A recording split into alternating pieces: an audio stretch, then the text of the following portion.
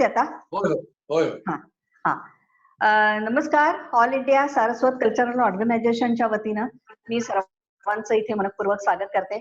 आज all India Saraswat cultural ऑर्गनायझेशनच्या संकल्पनेतून या वेबिनारच्या माध्यमातून आज आपण महाराष्ट्राचे उद्योग मंत्री माननीय सुभाष देसाई साहेबांना इथे बोलावलेलं आहे. त्यांचंही मी मनपूर्वक इथे स्वागत करते. आणि आईस्कोची ही संपूर्ण संकल्पना असलेल्या वेबिनारच्या माध्यमातून अनेक मान्यवर आपल्या भेटीला येणार आहेत. आणि आज यामध्ये global chamber of Saraswat entrepreneurs हेही सहभागी झालेले आहेत. त्यांचंही मी मनपूर्वक इथे स्वागत करते. पुढील संवाद सुरू करण्याआधी आपल्या ऑर्गनायझेशनच्या प्रथेप्रमाणे मी इथे प्रार्थना सुरुवात करते आहे.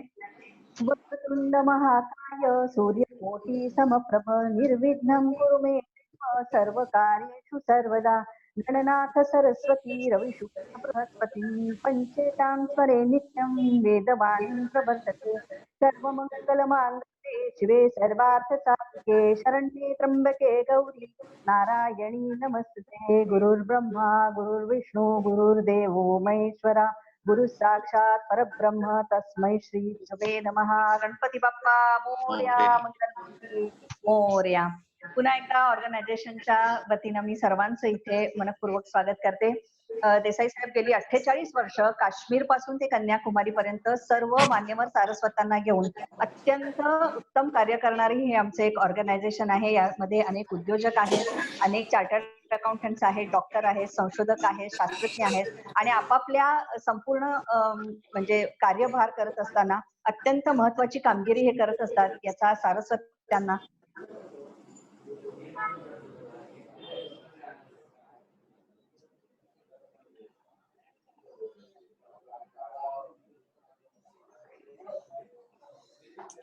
त्यांचे आहे.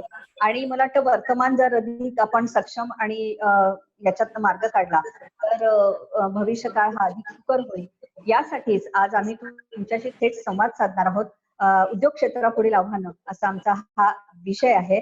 आणि माननीय सुभाष देसाई पहिली ओळख त्यांची अशी आहे की ज्येष्ठ शिवसेना नेते म्हणून त्यांची ओळख आहे. पण आता महाराष्ट्राचे माननीय उद्योग मंत्री या आधीही त्यांनी अनेक पदं भूषवलेली आहेतच. पण खुर्चीवर बसून अधिक काम करण्यापेक्षा कार्यकर्त्यांच्या मध्ये मिसळून तळागाळातल्या लोकांच्या अडीअडचणी सोडवण्याचं महत्वपूर्ण काम ते करत आलेले आहेत. त्यामुळे ते अधिक लोकप्रिय आहेत आणि त्याहीपेक्षा आपलेसे वाटतात. म्हणून आज आपण त्यांच्याशी संवाद साधणार आहोत. आणि आज त्यांच्याशी संवाद साधण्यासाठी दोन मान्यवर उद्योजक आम्ही आमंत्रित केलेले आहेत. खरं तर ते आपलेच आहेत. पहिले आहेत ऑर्गनायझेशनचे president doctor Ajit Gunjikar. RX laboratories private limited आणि Biocetra pharma private limited managing director आहेत. स्वतः बायोकेमिस्ट्री सारख्या विषयामध्ये त्यांनी डॉक्टरेट केलेली आहे. आणि सगळ्यात महत्त्वाचं म्हणजे बायोसेरा फार्मा या कंपनीतर्फे तयार केली जाणारी सगळी जी औषधं आहेत ती परदेशातही निर्यात होतात. याचा आम्हाला अतिशय आनंद आहे. आमचे दुसरे संवादक आहेत ख्यातनाम उद्योजक किशोर मासुरकर. हे आमच्या ऑर्गनायझेशनचे व्हाईस प्रेसिडेंट आहेत. अँटोड फार्मास्युटिकल लिमिटेड या डोळ्यांच्या औषधाची निर्मिती करणारी भारतातली जी एक महत्वाची अशी कंपनी आहे त्याचे ते व्यवस्थापकीय संचालक आहेत.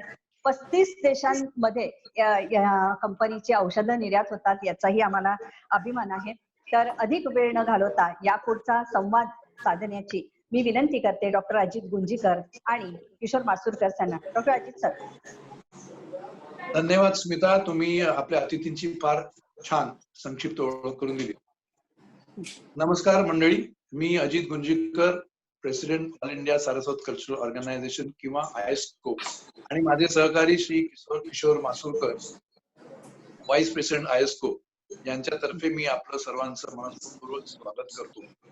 आपले आजचे अतिथी आणि मार्गदर्शक महाराष्ट्र राज्याचे उद्योग मंत्री श्री सुभाष देसाई साहेब यांचंही मनपूर्वक स्वागत. त्यांनी आपल्या बिझी शेड्यूल मधून आम्हाला हा वेळ दिला त्याबद्दल खरंच मनापासून धन्यवाद साहेब. सध्या सर्व जग एक वेगळ्याच संकटाला तोंड देत आहे. आपल्यापैकी कोणीच अशा प्रकारची परिस्थिती स्वप्नात सुद्धा बघितली नसेल. या कोरोनाच्या महामारीमुळे आपल्या भविष्यात मला माहिती आहे आपल्या अर्थव्यवस्थेचं काय होणार, आपल्या नोकऱ्यांचं काय होणार, असे विविध प्रश्न आपल्या सर्वांच्या मनात येत आहेत. महाराष्ट्र राज्याचे उद्योग मंत्री आज आपल्या बरोबर आहेत आणि आपल्याशी संवाद साधणार आहेत. आपल्या मनातील या सर्व प्रश्नांना सोडवण्यासाठी आपलं महाराष्ट्र सरकार आपल्या बरोबर कसं ठाम उभं आहे हे आपण त्यांच्याकडून जाणून घेणार आहोत. या विषयावर आधीच भरपूर प्रश्न आपल्याकडे आलेले आहेत. सगळ्या प्रश्नांना आपण वेळेअभावी पण महत्वाचे प्रश्न तर नक्कीच घेऊया. देसाई साहेब, माझा पहिला प्रश्न आहे, हा जनरल प्रश्न आहे. याच्यानंतरचे सगळे प्रश्न मात्र कोरोना महामारीच्या पार्श्वभूमीवरचे असतील. तर पहिला प्रश्न असा आहे की औद्योगिक क्षेत्रात महाराष्ट्राचं जे अग्रेसर स्थान आहे हे टिकवण्यासाठी आपलं सरकार कशा प्रकारचं धोरण आखतंय?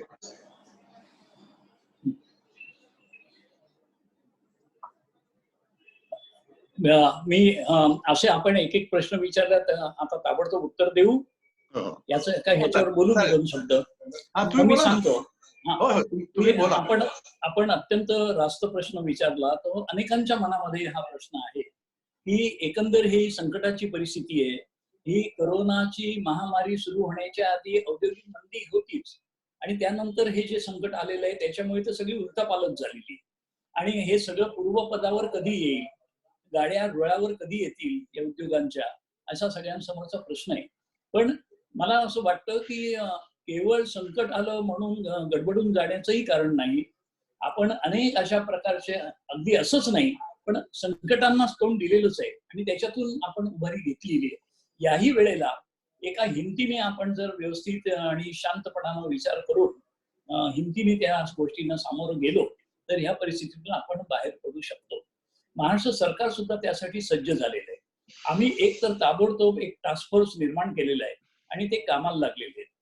परदेशी गुंतवणूक जास्तीत जास्त आकर्षित करावी, कारण आता साधारणपणे जगातलं वातावरण असं आहे की चीन कडे असलेले गुंतवणुकीचा जो ओढा होता तो थांबतोय आणि ते दुसरे पर्याय बघतायत. त्याच्यामध्ये भारताकडे परदेशी गुंतवणूकदारांचं लक्ष जास्त आहे आणि भारतात कुठल्या प्रदेशात ही गुंतवणूक येऊ शकते तर त्यासाठी महाराष्ट्र हा एक सगळ्यात समर्थ पर्याय आहे. पूर्वीपासून महाराष्ट्र हा अग्रक्रमावर आहेच. महाराष्ट्रामध्ये हे औद्योगिक वातावरण अतिशय सुंदर आहे, ज्याला कम्प्लीट इकोसिस्टीम म्हणतात, ती आपण तयार केलेली आहे गेल्या 50-60 वर्षात. आणि इन्फ्रास्ट्रक्चर म्हणाला, औद्योगिक उद्योग स्थापन करण्यासाठी पायाभूत सुविधा, तर आम्ही आता 40,000 हेक्टर जमीन संबंध महाराष्ट्रात वेगवेगळ्या जिल्ह्यात सज्ज ठेवलेली आहे नव्या उद्योगांसाठी. 40,000 हेक्टर जमीन वेगवेगळ्या जिल्ह्यांमध्ये मिळून आमच्याकडे तयार आहे. ते भूखंड आहेत, त्यांना रस्ते आहेत, वीज, पाणी सगळ्या सोयींसाठी सुसज्ज आहे. याखेरीज आम्ही नवीन उद्योग येणार असेल आणि त्यांना भूखंड घेऊन इमारती बांधायला वेळ घालवायची इच्छा नाही, ताबडतोब काय करता येईल, तर आम्ही आता महाराष्ट्र औद्योगिक विकास मंडळ किंवा MIDC मार्फत तयार शेड बांधण्याचा निर्णय घेतला. प्लग अँड प्ले या मोठ्या भव्य शेड त्यांना पाहिजे त्या ठिकाणी बांधून देऊन पाहिजे त्या आकाराच्या MIDC त्यांना सुपूर्द करेल. म्हणजे ताबडतोब यंत्र आणून त्यांचं उत्पादन सुरू करतील. ज्यांना स्वतःच्या इमारती बांधण्यासाठी वेळ दवडण्याची इच्छा नाही त्यांना ही फार चांगली सुविधा होईल. याच्या बरोबरीने आम्ही एक महापरवाना हा एक निर्णय घेतलेला आहे. महापरवाना याचा अर्थ असा, कोणताही उद्योग सुरू करायचा तर अनेक परवाने घ्यावे लागतात, त्यासाठी खूप महिने जातात, निम्म्या खात्यांकडे जावं लागतं. आम्ही आता असं ठरवलेलं आहे की 1 विंडो, एक खिडकी, सिंगल विंडो, अशा खूप कल्पना झाल्या. आता आम्ही परवान्यांची अटच काढून टाकलेली आहे. उद्योगांनी निर्णय घेतला आणि जमीन बुक केली आणि त्यांचा जो प्रस्ताव आहे तो आमच्या उच्चाधिकार समितीने मंजूर केला की ताबडतोब त्यांना एक लायसन्स मिळेल. त्यालाच आम्ही म्हणतो महापरवाना, की ते प्रोडक्शन सुरू करू शकतात, त्यांना कोणी येऊन अडवणार नाही. इतर परवाने लागणार नाहीत का, तर लागणार.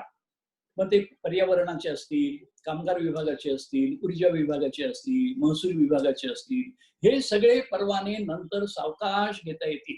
त्यांचं प्रोडक्शन सुरू राहील, मार्केटिंग सुरू राहील, त्यांची अडवणूक केली जाणार नाही आणि बाकीचे परवाने दिले जातील. यासाठी आम्ही एक उद्योग मित्र ही एक संकल्पना केली आहे. आमचा एक अधिकारी असे जे महत्वाचे जे गुंतवणुकीचे प्रस्ताव आहेत, अशा गुंतवणूकदाराबरोबर एक अधिकारी जोडून देतो. पहिल्या दिवसापासून उत्पादन सुरू होईपर्यंत हा एकच अधिकारी जबाबदार असेल आणि त्याला विशेष अधिकार असतील. तो सगळ्या गोष्टींची प्रश्नांची उत्तर तो देईल आणि त्यामुळे हा उद्योग मित्र त्यांना फार सोयीचा ठरेल असा आम्हाला विश्वास आहे. महाराष्ट्र या दृष्टीने सुसज्ज आम्ही केलेलं आहे. सगळी खाती आणि सगळे एकत्र येऊन आता उद्योजकांची ही पाळी आहे. ते परदेशी गुंतवणूक येते. आपल्या माहितीसाठी सांगतो, निम्या देशांचे प्रतिनिधी महाराष्ट्राशी बोलणी करतायत. त्याच्यामध्ये प्रामुख्याने कोणते देश आहेत? अमेरिका आहे, इंग्लंड आहे, जर्मनी आहे, जपान आहे, दक्षिण कोरिया आहे, तैवान आहे. ह्या देशांची शिष्टमंडळ, त्यांचे प्रतिनिधी गुंतवणूकदारांचे किंवा कन्सल्टंट हे आमच्या अधिकारी वर्गाशी वाटाघाटी करतात. या वाटाघाटी चांगल्या प्रगत अवस्थेत येत आहेत. जेव्हा ह्या अंतिम स्वरूपाला येतील त्यावेळेला आम्ही त्याचा तपशील सुद्धा जाहीर करू. एक मोठा उद्योग आला की अनेक छोट्या उद्योगांना संधी मिळते. त्यांना व्हेंडर लागतात, त्यांना सेवा पुरवठा करणारे लागतात, त्यांना सुटे भाग बनवणारे लागतात.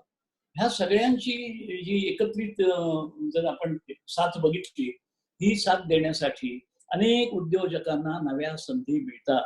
मला असं वाटतं मराठी तरुणांनी, महाराष्ट्रातल्या उद्योजकांनी ह्यासाठी तयार राहिलं पाहिजे आणि त्यांना सर्व तऱ्हेची मदत करायला आपल्यासारख्या संघटना तयार आहेत. आपली ही जी सारस्वत कल्चरल ऑर्गनायझेशन आहे अखिल भारतीय, ती सुद्धा अशा लोकांना मदत करू शकते. आणि केंद्र सरकारने हल्ली जे पॅकेज जाहीर केलं ते खरोखरच एक भव्य पॅकेज आहे. इतकं मोठं पॅकेज पाठिंबा देणारं किंवा सवलती देणारं यापूर्वी झालं नव्हतं. ह्याचा जर तपशील बघितला, अजून तपशिलात खोलात जाऊन अभ्यास करायची गरज आहे.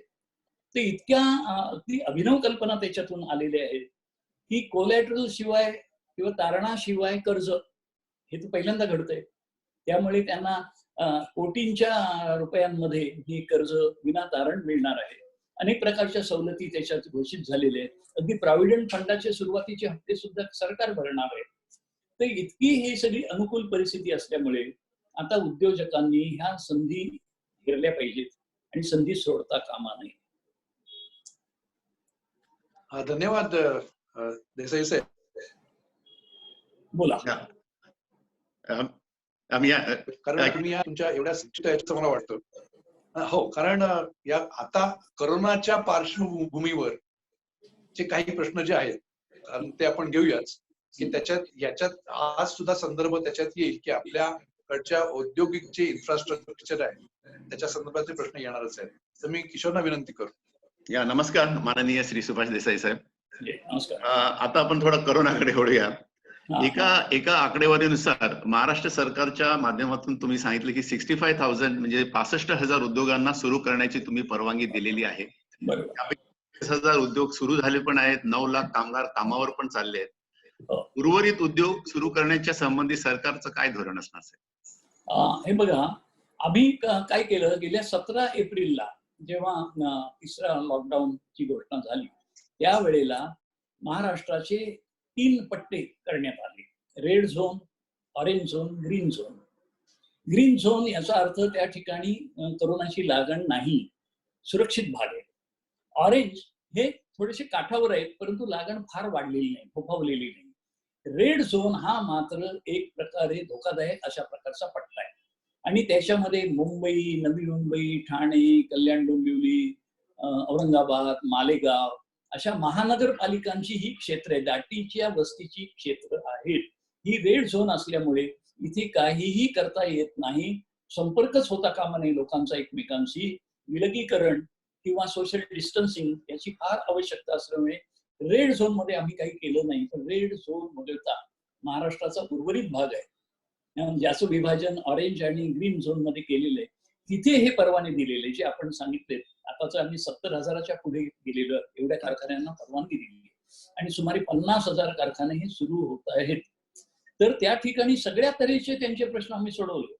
काही उद्योजकांनी सांगितलं व कामगारांना बस, आम्ही छोटे आहोत, लघु उद्योग आहोत, आम्हाला ते बसेस करणं कठीण आहे. मोटरसायकलची परवानगी द्या कामगारांना, एक कामगार येईल त्याच्यावरून. आम्ही तर परवानगी दिली.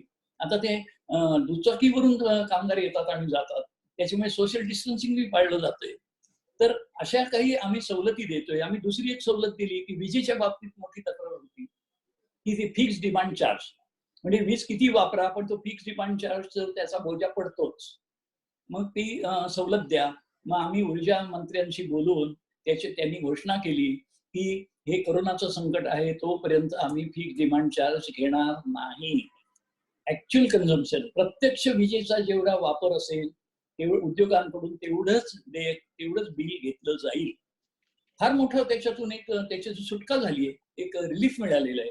तेव्हा असे निर्णय आपण करतो आहोत. पण हे सगळं आम्हाला ग्रीन आणि ऑरेंज झोन मध्ये करता आलं. रेड झोन बद्दल मात्र आम्हाला सगळ्यांनी समजून घ्यावं. शेवटी सरकारचं आणि आपलं सर्वांचंच प्राधान्य कशाला आहे? जनतेचे जीव त्याला प्राधान्य, आरोग्याला प्राधान्य, सगळ्यांना सुरक्षित ठेवायचे आणि सुरक्षितरित्या ह्या संकटातून बाहेर काढायचे. त्यामुळे रेड झोन मध्ये आपण शक्यतो आग्रह करू नये आणि आम्ही परवानगी देत नाही. ही परिस्थिती अजूनही पुढे चालू आहे. आता आज उद्याकडे नवं धोरण जाहीर होईल. त्याच्यातून आणखी काही जर सवलती सरकारकडून जर मिळाल्या तर त्याचा वापर करता येईल, उपयोग करता येईल. तरी सुद्धा रेड झोन मध्ये आम्ही काय प्रोएक्टिव्ह आहोत हे सांगण्यापुरतं एक उदाहरण देतो. सिप्स आहे, एसीजेड आहे, तिथे आम्ही परवानगी दिली कारण ते सगळं एक्सपोर्ट करतात. एक्सपोर्टला थांबवता येत नाही. त्याचबरोबर भारत डायमंड बोर्स हिरे व्यापार जो आहे, निर्यात आहे, ती थांबवता येत नाही का परदेशांशी करार झालेले आहेत. म्हणून डायमंडचा हिऱ्यांचा जो व्यापार आहे त्याला परवानगी दिली. हे रेड झोन मध्ये सुद्धा आम्ही धाडस दाखवलंय. पण ते फार करता येणार नाही कारण लोकांचं चलनवलन झालं, प्रवास सुरू झाले, एकमेकांना भेटू लागले, दाटीवाटी झाली, गर्दी झाली, तर कोरोनाचं संकट समोर उभं आहे. आणि म्हणून त्याच्यातून मार्ग काढत काढत पुढे जायचंय. आम्हाला उद्योजकांनी खूप सहकार्य दिलंय, कामगार वर्गाने चांगलं सहकार्य दिलेलं, असं सहकार्य पुढे मिळालं पाहिजे अशी माझी विनंती आहे. असंच आता लॉकडाऊनच्या काळामध्ये सगळ्याच उद्योजकांचं फार नुकसान झालंय. गेले 2 महिने उत्पादन नाहीये, धंदा नाहीये. काही उत्पन्न नसताना सुद्धा कामगारांना पगार द्यावा लागत आहे आणि बहुतेक उद्योजकांनी पगार दिलेलाच आहे, काही काटकसर न करता त्यांनी दिलेला आहे. अशी उद्योजकांसाठी हे दोन्ही बाजूने एक संकट आहे. उद्योजकांना या परिस्थितीतून बाहेर काढण्यासाठी महाराष्ट्र सरकार नक्की काही उपाययोजना करीत असेल तर याबद्दल तुम्ही काय सांगू शकाल का? आणि पर्टिक्युलरली एमएसएमईच्या दृष्टीने असं म्हणतो. बरोबर. ह्याच्यातला मोठा जो आर्थिक मदतीचा भाग आहे ते केंद्र सरकार बघतंय आणि इतर जे काही मुद्दे आहेत ते राज्य सरकार बघतंय. केंद्र सरकारने बँकांना अशा सूचना दिलेल्या आहेत कारण मोठ्या बँका ह्या शासकीय बँक आहेत, रिझर्व्ह बँकेचं नियंत्रण आहे. त्यांनी क्रेडिट लिमिट जे आहे लघुउद्योगांचं ते वाढवून पगार देता येतील अशी परिस्थिती निर्माण केलेली आहे आणि त्याच्यासाठी पॅकेज जाहीर केलेलं आहे. त्याच्यातून वेतनाचा भार जो आहे ते केंद्र सरकार स्वतः उचलतं आहे. त्याचबरोबरीनं राज्य सरकार सुद्धा आता लघुउद्योगांसाठी आम्ही सुद्धा एक योजना आणतो आणि ते धोरण सुद्धा जाहीर होईल. ज्या ज्या प्रसंगांनी, ज्या ज्या मार्गांनी लघुउद्योगांना मदत करता येते, लघु, मध्यम आणि सूक्ष्म उद्योग, त्याच्यामध्ये MIDCचे चार्जेस आहेत त्याच्यात आम्ही सवलत देतो. काही लोकांना ते उत्पादन सुरू करण्यासाठी विलंब लागलेला आहे तर ते विलंब शुल्क आहे ते माफ करतो किंवा तो काळ वाढवून देऊ. अशा अनेक प्रकारच्या आम्ही सोयी सवलती नक्कीच देतो आणि लघुउद्योग हा तर आपला कणा आहे, आपल्या अर्थकारणाचा कणा आहे अर्थव्यवस्थेचा. त्यामुळे त्यांना तर टिकवलं पाहिजे, त्यांना उमेद दिली पाहिजे, हिंमत दिली पाहिजे, पाठिंबा दिला पाहिजे. हे सगळं आम्ही करतो आहोत आणि लघुउद्योगच लवकरात लवकर सुरू होऊन ते मूळ पदावर येतील अशी खात्रीच आहे. म्हणजे आम्ही असं समजू का की स्मॉल स्केल किंवा MSME साठी एक वेगळं पॅकेज आपलं गव्हर्नमेंट करेल असं? निश्चितच आम्ही आमच्या परीने जेवढं काही शक्य आहे ते सगळे प्रयत्न करून या लघुउद्योगांना एक आधार देऊ. साहेब, अजून असे एक प्रश्न होते की अनेक अनऑर्गनाइज सेक्टर किंवा असंघटित क्षेत्रामधील कामगार उद्योग हे इथे कार्यरत आहेत आणि त्याचं देशाच्या आणि राज्याच्या प्रगतीमध्ये सुद्धा विशेष योगदानही आहे. या सेक्टरच्या पुनर्बांधणीसाठीच्या संदर्भात काही वेगळा असा विचार केलेला आहे का आता? हा बरोबर, हाही प्रश्न बरोबर आहे. आणि असंघटित असं जे क्षेत्र आहे त्याला सुद्धा एखाद्या वेगळ्या प्रकारे काळजी घेण्याची गरज आहे आणि त्याच्यातला त्यांचा प्रमुख भाग जो येतो तो कामगार वर्गाचा. या असंघटित क्षेत्रातले कामगार सुद्धा असंघटित आहेत आणि त्यांच्यामध्ये परप्रांतीयांचा भरणा खूप आहे, मायग्रंट लेबर. आणि ते आता बरेचसे त्या रेल्वेची व्यवस्था झाल्यामुळे निघून गेलेले आहेत. काही ट्रकनी बसनी पण गेलेले आहेत आणि अजूनही काही राहिले असतील तेही जातील. त्यांना आम्ही पुन्हा पुन्हा सांगितलं की आता आपले उद्योग सुरू होत आहेत, कामं पण सुरू होतील, परंतु त्यांना आपल्या गावी जाण्याचं ठरलेलं असल्यामुळे ते जात आहेत. आता ह्याच्यातून परिस्थिती जी निर्माण झालेली आहे तिचे दोन भाग आहेत. एक असं आहे की आम्ही सगळ्या उद्योजकांना आवाहन केलेलं आहे, विनंती केलेली आहे की आता ज्या ह्या जागा रिक्त झालेल्या आहेत त्या जागांवर स्थानिकांना संधी द्या. स्थानिक कामगार आहेत त्यांना निवडून टाका आणि आपल्याकडची बेरोजगारी सुद्धा कमी करून टाकली. तेव्हा ही एक संधी, ज्यांना आपण भूमिपुत्र म्हणतो, सन्स ऑफ सॉइल, किंवा आपले जे स्थानिक आहेत बेरोजगार, त्यांना ही संधी मिळू शकेल. अनेक ज्या जागा रिक्त झालेल्या आहेत किंवा ज्या ठिकाणी कामगार वर्गाची आता तूट निर्माण झाली, तुटवडा आहे, त्या ठिकाणी स्थानिक कामगारांना संधी मिळेल. एक. आणि दुसरं असं की आम्ही याच्यासाठी गप्प बसलेलो नाही. हा जो कामगार तुटीचा प्रश्न आहे, कामगार टंचाई निर्माण होऊ नये म्हणून महाराष्ट्र सरकार एक कामगार विनिमय केंद्र सुरू करते, म्हणजे इंडस्ट्रियल लेबर ब्युरो हे आम्ही स्थापन करतो. याच्यामध्ये आमचे 3 विभाग भाग घेतील. आमचा उद्योग विभाग, कामगार विभाग आणि आमचा स्किल डेव्हलपमेंट विभाग, कौशल्य विकास विभाग. ही तिघांनी एकत्र येऊन हे स्थापन करायचं ठरवलं. उद्याच त्याच्याबद्दल माझी बैठक सुद्धा आहे आणि आम्ही त्याला चालना दिलेली आहे. याच्यामध्ये आम्ही अकुशल, अर्धकुशल आणि कुशल, unskilled, semi skilled and skilled अशा कामगारांचे वर्ग करून त्यांची नोंदणी करू, जे जे काही काम करू इच्छितात ते. आणि कंपन्यांना ज्यांना ह्या प्रकारच्या कामगारांची गरज आहे त्यांच्याकडे हे सगळे कामगार पाठवू. त्यांच्याकडे जी संख्येची गरज आहे त्यापेक्षा जास्त कामगार पाठवू, त्यातून त्यांनी निवडावे. त्यामुळे रोजगार मागणारे आणि रोजगार देणारे यांना एका ह्या व्यासपीठावर आम्ही आणतो आहोत आणि सरकार मध्यस्थाची भूमिका पार पाडून त्याच्यामध्ये आम्ही तज्ज्ञांच्या मार्गदर्शनाने अशा प्रकारची ही उपाययोजना करू की त्याच्यामुळे दोघांचंही काम होईल, ज्याला आपण विन विन सिच्युएशन म्हणतो. तशा प्रकारची ही परिस्थिती निर्माण होत आहे आणि महाराष्ट्रामध्ये कामगारांची टंचाई भासणार नाही याची खात्री बाळगण्याचं सरकारने ठरवलेलं आहे. अर्थात आपले पण सहकार्य पाहिजे आणि त्याचबरोबरीने ज्या रिक्त जागा आहेत त्या रिक्त जागा भरण्यासाठी स्थानिकांना संधी द्यावी, अशा सगळ्या उद्योगपतींना, उद्योजकांना, कंपन्यांना आमची विनंती. अजित. आपण माझ्या काही प्रश्नांची ऑलरेडी उत्तर दिलेली आहेत, तर त्याच्यातून एक प्रश्न मला असा जाणवतो की स्थलांतर किंवा मायग्रंट लेबर जे आहे ते जास्त करून असंघटित क्षेत्रात जास्त असावं. असंघटित क्षेत्रातील कोणालाही मदत करायची झाली तर त्याला काहीतरी आपल्याला डेटाबेस असल्याशिवाय मदत करणं कसं शक्य होईल मला माहिती नाही.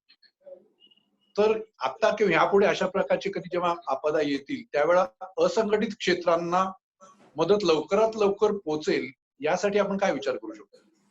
नक्कीच हा एक थोडासा प्रश्न आहे, काहीसा गुंतागुंतीचा आहे. कारण आता आपण जर बघितलं बांधकाम क्षेत्र, ते ह्या बांधकाम क्षेत्रामध्ये कन्स्ट्रक्शन वर्कर्स जे आहेत हे जास्त करून इतर राज्यातून आले. आंध्र प्रदेश, तेलंगणा, ओरिसा, झारखंड, बिहार इकडचे मजूर येऊन बांधकाम क्षेत्रात काम करतायत. आता सर्वसाधारणपणे अशा प्रकारच्या कामामध्ये महाराष्ट्रातले तरुण येत नाहीत किंवा आलेले नाहीत. परंतु आमचे ह्या तरुणांना सुद्धा असा आग्रह आहे की आता कामाची आवड निवड बघण्यापेक्षा ज्या कामातून आपली उपजीविका चांगली चालेल, आपल्याला पुढे काही चांगली प्रगती करता येईल, अशी क्षेत्र सुद्धा ती नाकारायचं नाही, त्याच्यामध्ये सुद्धा काम करायला पाहिजे. आणि म्हणून त्यांना काही जर ट्रेनिंग लागलं, आता मी आपल्या माहितीसाठी सांगतो की लार्सन अँड टुब्रोचा जो बांधकाम विभाग आहे, त्यांचे जे प्रॉपर्टी डिव्हिजन किंवा रिअल इस्टेट ती कंपनी आहे, ते गवंडी, सुतार, प्लंबर, इलेक्ट्रिशियन ह्या अशा कामांसाठी ट्रेनिंग देतात, प्रशिक्षण देतात. 3 महिने, 4 महिने, 6 महिने ट्रेनिंग. एखादं त्याचं कामही चाललेलं असतं, तो हेल्पर म्हणून काम करतो किंवा आणखी नंतर ह्या 2-4 महिन्याच्या ट्रेनिंगमुळे तो स्किल्ड होतो, कुशल होतो आणि मग त्याला ते कारागिराचं काम मिळायला लागतं. तर ही सुद्धा अशा प्रकारची संधी करता येईल. आमचं स्किल डेव्हलपमेंट डिपार्टमेंटला आम्ही सांगतो आहोत की असे प्रोग्राम तयार करा, अल्पकालीन, काही महिन्यांचे, काही आठवड्यांचे, की ज्याच्यामुळे बांधकामासारख्या क्षेत्रामध्ये कुशल कामगार किंवा थोडासा अनुभव घेता घेता शिकू शकेल, प्रॅक्टिकल ज्याला ट्रेनिंग देता येईल अशा प्रकारचे कोर्सेस तयार करून आपली माणसं ही सबळ करावीत, अशा प्रकारची ही योजना आहे.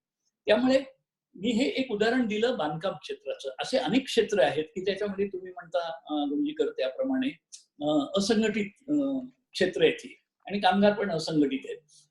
अडचणीवर हळहळ करून बसून चालणार नाही, मार्ग काढावे लागतील. आणि मार्ग काढायचे असेल तर मला खात्री आहे की यापूर्वी जसे अनेक देशांनी त्या वाईट परिस्थितीतून सुद्धा झेप घेतली पुढे. मी तर उदाहरण देतो की महायुद्ध, दुसरं महायुद्ध 1945 साली संपलं. ते संपल्यानंतर असं लक्षात आलं की 3 देशांचं खूप नुकसान झालं होतं. जपान, जर्मनी आणि अमेरिका, ह्या 3 देशांचं खूप प्रचंड नुकसान झालं. 50 वर्षानंतर 1995 साली जागतिक बँकेने जेव्हा जगाच्या अर्थव्यवस्थेचा एक अहवाल प्रसिद्ध केला, तर त्याच्यामध्ये पहिल्या 3 क्रमांकाच्या अर्थव्यवस्था कुठल्या होत्या? अमेरिका, जपान आणि जर्मनी. म्हणजे जे सगळ्यात जास्त उद्ध्वस्त झाले ते सगळ्यात सर्वोच्च ठिकाणी गेले. म्हणजे त्यांनी ती संधी सुद्धा बघितली की नव्या जगाची घडी बसत असताना कुठल्या कुठल्या संधी आहेत. त्यांनी संशोधनावर भर दिलं, शिक्षणावर भर दिला, त्यांनी इनोव्हेशनवर भर दिला, औद्योगिकरणावर भर दिला, आणि जगाच्या स्पर्धेमध्ये ते पुढे पुढे पुढे धाडसी निर्णय घेत पुढे गेले. हीच नेमकी संधी आता भारताला, आणि म्हणून मी म्हणतो की महाराष्ट्राला आहे. महाराष्ट्रामध्ये एक हिंमतबाज लोक आहेत. त्यांनी जर हिंमत केली आणि आपलं जे कौशल्य आहे, आपल्याकडे एक एंटरप्रेन्योरशिप आहे, औद्योगिकरणाचं चांगलं वारं आहे, हवा आहे, आणि शासनाचा पाठिंबा आहे, तर ही संधी जर मराठी तरुणांनी बरोबर घेतली तर महायुद्धानंतर जसं जर्मनी, जपान आणि अमेरिकेत घडलं तशा प्रकारे महाराष्ट्र हा मग इतर राज्यांच्या तुलनेमध्ये मोठा आहे की लहान आहे असा नाही विचार करायचा. इतर देशांच्या तुलनेमध्ये आपण अव्वल असू. आपली स्पर्धा ही कोरिया किंवा जपान किंवा अशा देशांशी होईल इतकी आपण सक्षम बनायची जिद्द बाळगली पाहिजे, अशी माझी आग्रहाची विनंती आहे. अगदी अगदी मला हेच सांगायचं होतं, कारण मगाशी आपण जे म्हणालात की बाहेरच्या चीनमधल्या एस्पेशली बहुराष्ट्रीय कंपन्या जेव्हा बाहेर येणार आहेत त्यावेळेला आपण त्यांना आकर्षित कसं करावं याच्याबद्दल आपण बोललात. तर त्यावेळेला मला हेच वाटलं की आपण महाराष्ट्रात आकर्षक कशी करायचे म्हणतोय, त्यावेळेला वी शुड बी कम्पेअरिंग की आपल्या इतर राज्य नाही पण कोरिया, जपान यांच्याकडे ज्या सुविधा आहेत त्या स्तराच्या सुविधा आपण कशा निर्माण करू. आणि मला थोडस वाईट वाटतं की अजून आपण त्या लेवलला पोहोचायला फार उशीर करतोय असं वाटतं मला. तिथे कसं लवकरात लवकर आपण सगळ्यांनीच परदेशात आपण गेलेलो आहोत आणि तिकडच्या सुविधा बघितलेल्या आहेत या प्रगत राष्ट्रांमधल्या, आणि त्या सुविधा जोपर्यंत आपल्याकडे तशाच येत नाहीत. आता छोटं उदाहरण द्यायचं झालं तर आपल्याकडे काही एमआयडीसी, आता मी जिकडे ज्या एमआयडीसी मध्ये मी नावं घेऊ इच्छित नाही, तिथे मोबाईलचं सिग्नल सुद्धा नीट येत नाही. आता इथे बहुराष्ट्रीय कंपनी आली तर त्यांना अशा प्रकारच्या स्थितीत काम करण्याची सवयच नसते. रस्त्याचे खड्डे सोडाच, पण ह्या साध्या साध्या आता या जीवनोपयोगी वस्तू, आवश्यक वस्तू असं म्हणायला लागेल, इंटरनेट ही, ह्या सुविधा आपण कटाक्षाने चांगली बँडविड्थ वगैरे असं नाही, याच्याकडे जास्त भर द्यावा. याच्यासाठी आपण काय करणार आहोत की आपल्या सगळ्या इंडस्ट्री एरिया जिकडे सुविधा आहेत त्या इंटरनॅशनल लेवलच्या असतील. डॉक्टर अजित गुंजीकर, आपण किंवा आपला देश किंवा आपलं राज्य म्हणा, काही म्हणा, अनेक क्षेत्रांमध्ये मागे आहोत. मागासपणाचा सुद्धा शिक्का जेव्हा बसतो ते आपल्याला वाईट वाटतं, पण तरी सुद्धा आपल्याकडे रॉकेट सायन्स हे सर्वोच्च कोटीचं आहे. आपली जी आरोग्य व्यवस्था आहे किंवा आपले जे आरोग्य सेवक आहेत ती जगामध्ये सर्वोत्तम मानले जातात. IT, इन्फॉर्मेशन टेक्नॉलॉजीमध्ये अगदी सिलिकॉन व्हॅली पासून सर्वत्र जे कुशल मनुष्यबळ आहे ते कुठून पुरवलं जातं, ते भारतातून आणि महाराष्ट्रासारख्या राज्यातून जात असतं. आणि अनेक देशांचं जे आरोग्य सांभाळलं जातं ते डॉक्टर अजित गुंजीकरांच्या फार्मास्युटिकल कंपनीच्या प्रॉडक्ट्स मधून त्या आरोग्याचं त्यांना रक्षण करावं लागतं. तेव्हा 40-50 देश हे गुंजीकरांच्या कंपन्यांची औषधं आयात करत असतात. जर एवढी आपली जर यंत्रणा सगळी आणि आपले औद्योगिकरण सक्षम असेल तर निराश कशाला व्हायचं. अडचणी आहेतच, रस्ते खराब असतील, मोबाईलचा सिग्नल येत नाही, पण ते आणू ना, त्यासाठी करायलाच पाहिजे सगळ्यांनीच. आणि तुम्हाला सांगतो मी आता या कोरोनाच्या परिस्थितीमध्ये मी अगदी जवळून पाहतोय आपलं जे प्रशासन आहे, आपली वैद्यकीय यंत्रणा आहे, इतकं अप्रतिम काम करतंय. म्हणजे त्या सेवेच्या दर्जाला तोडच नाही. आणखी याच्या पलीकडे जाऊन मी सांगेन, जी मानसिकता लागते त्या मनापासून हे लोक समर्पणाच्या भावनेतून काम करतायत. आपला जीव एक प्रकारे ते पणाला लावून काम करतायत. त्यांना माहिती आहे की धोका आहे इथे, तरी सुद्धा आपले डॉक्टर, आपले नर्सेस, आपले सगळे वैद्यकीय कर्मचारी, आपले पोलीस हे सगळे अशा प्रकारे काम करतायत. म्हणजे ही जी समर्पणाची, त्यागाची आणि कमिटमेंटची भावना आहे ती आपल्याकडे खरोखर अजोड आहे. आणि म्हणून या सगळ्या ह्याच्यामध्ये आपण जर मंगळावर आणि चंद्रावर यान पाठवू शकतो आणि सगळे जर अशा प्रकारची प्रगती साध्य करू शकतो, जगाला आरोग्याचं रक्षण करण्यासाठी आपण मदत करू शकतो, आपल्यावर अवलंबून आहेत अनेक देश, एवढी जर गुणवत्ता आपल्याकडे असेल तर मला असं वाटतं की आता अडचणींचा बाऊ न करता किंवा अडचणी आहेत म्हणून त्याच्यात उगाळत न बसता पुढे कसं जायचं, अडचणी कशा कमी करायच्या, हे प्रश्न कसे सोडवायचे, सगळे ह्याच्यासाठी आता सज्ज होतील. ही मानसिकता आपली एकदा जरा सकारात्मक अशी जर झाली, मला खात्री आहे ह्या काळामध्ये हे संकट नसून ही संधी आहे असं आपला प्रत्येक माणूस मानू लागेल. नक्कीच मला हा सकारात्मक जो विचार आहे खूपच सकारात्मक आहे. आपल्या भारतीयांची सक्षमता, एक्सपर्टीज याच्याबद्दल कोणीच जगात शंका घेऊ शकत नाही. पण आपण 5 ट्रिलियन इकॉनॉमीचं आपलं स्वप्न जर पुढच्या 4 वर्षात साकार करायचं असेल तर आपले गिअर बदलायला लागतील का, एकदम टॉप गिअर मध्ये जाऊन, हा विचार आहे. आणि करायला पाहिजे, आपण करूया असं मला वाटत होतं. त्यासाठी आपण काय करायचं? बरोबरच. त्यासाठी हे असे संवाद जे आहेत आपले हे सुरू ठेवायचे आणि ज्या निराश करणाऱ्या गोष्टी आहेत त्यांच्यावर आता लक्ष केंद्रित न करता, त्यांचा फारसा विचार न करता त्यात गुरफटून नाही राहायचं. तर जे समोरून जे काही उगवतो आहे सूर्य, जो प्रकाश येतोय त्या प्रकाशाच्या दिशेने प्रवास चालू ठेवायचा. आणि ही जर आपली सकारात्मकता असेल, केंद्र सरकारने पाऊल टाकलेलं आहे, राज्य सरकार आता पाऊल टाकतच आहे, आपण सर्वजण यासाठी सज्ज झालेले आहेत. एकंदर महाराष्ट्रामध्ये ही मानसिकता एक प्रकारे तयार होते आणि ह्या सगळ्या एकजुटीतून आणि आपल्या मराठमोळ्या हिमतीमुळे आपण निश्चितच या संकटावर मात करू आणि पुढे जाऊ. ही सकारात्मकता पुढे तिला गती देण्यासाठी तुमचा हा जो वेबिनार आहे, हा जो प्रयत्न, ही परिषद आहे, ही सुद्धा त्याच्यातली एक साखळीतली एक दुवा ठरेल असा मला विश्वास आहे. बरोबर वाटतं किशोर.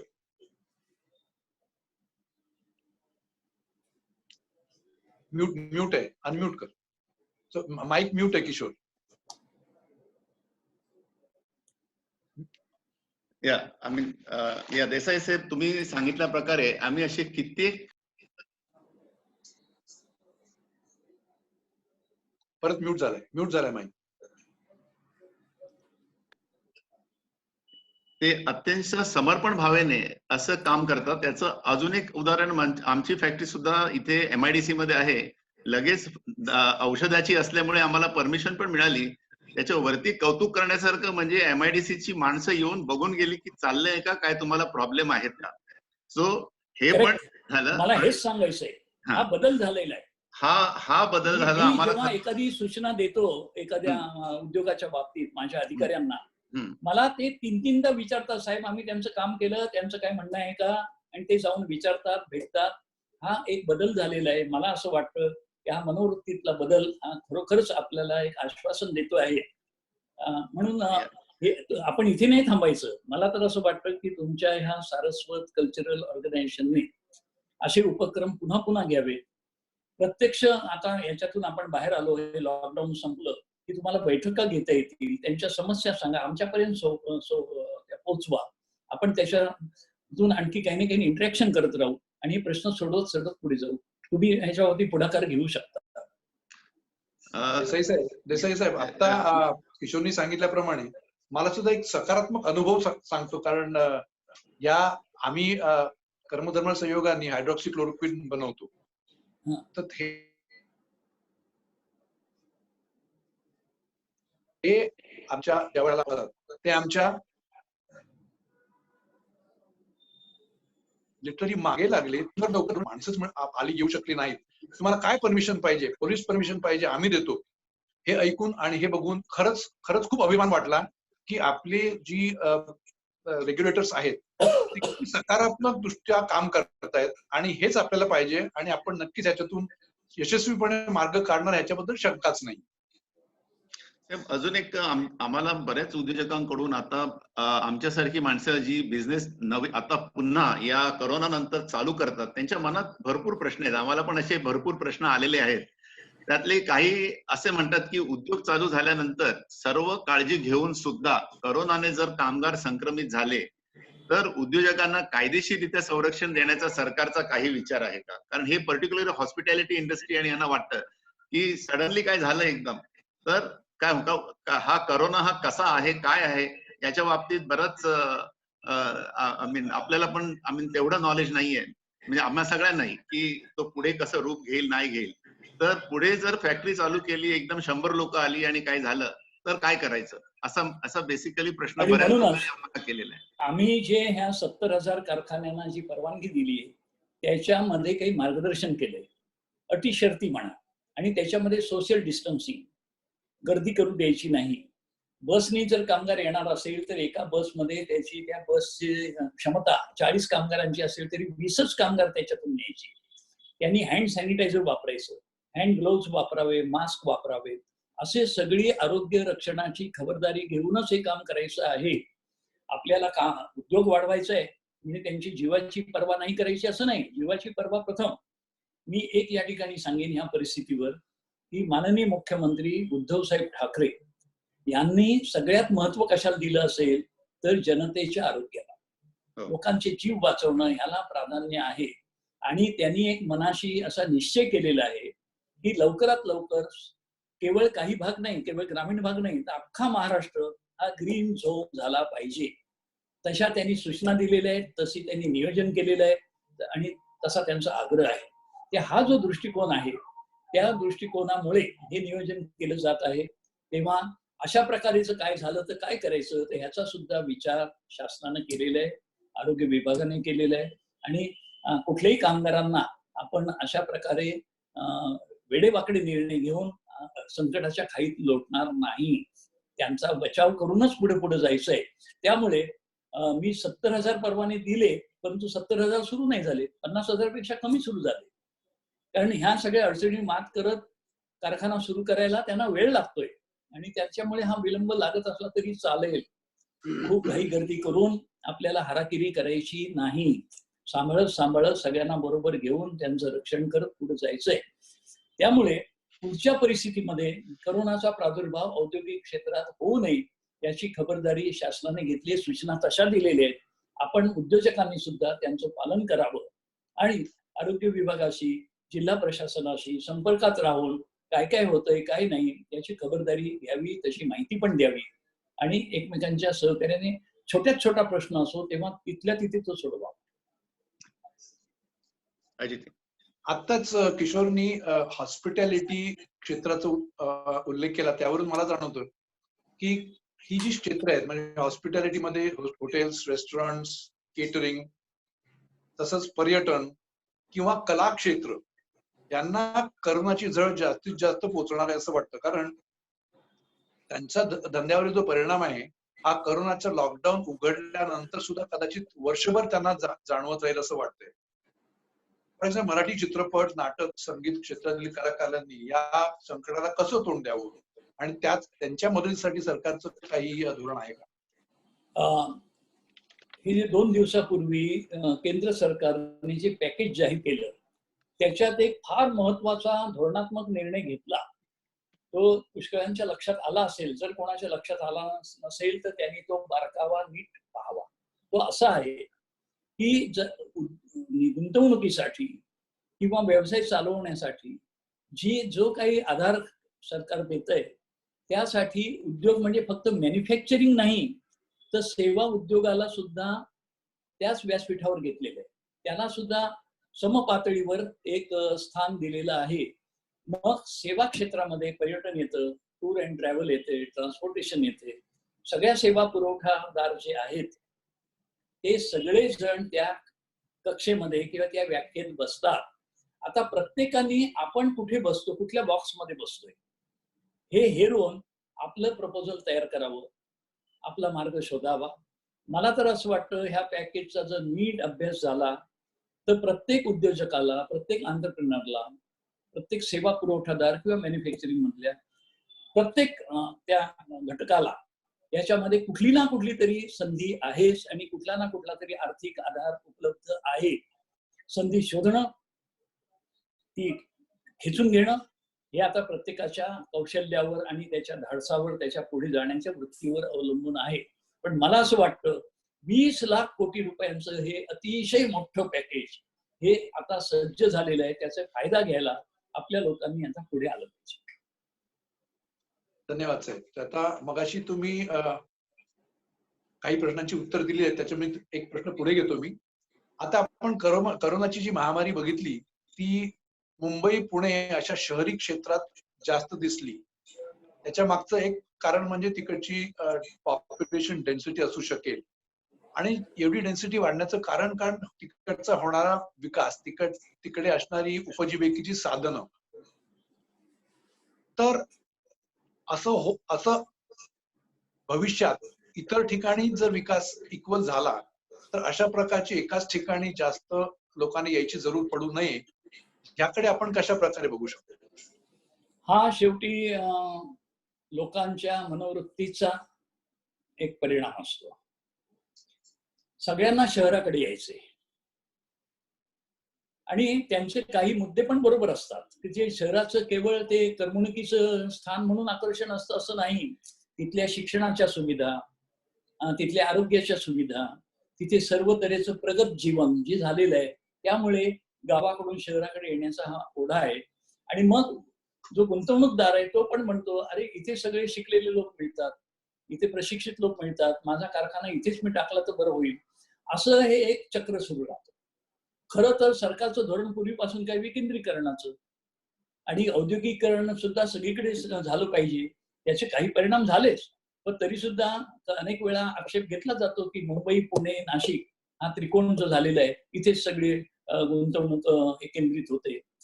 पण राज्य सरकारने मात्र धोरण असं घेतलेलं आहे की इतर जिल्ह्यांमध्ये सुद्धा ही गुंतवणूक जावी आणि त्यासाठी प्रोत्साहन जी दिली जातात, इन्सेंटिव्ह, ती तिकडे जास्त आहेत.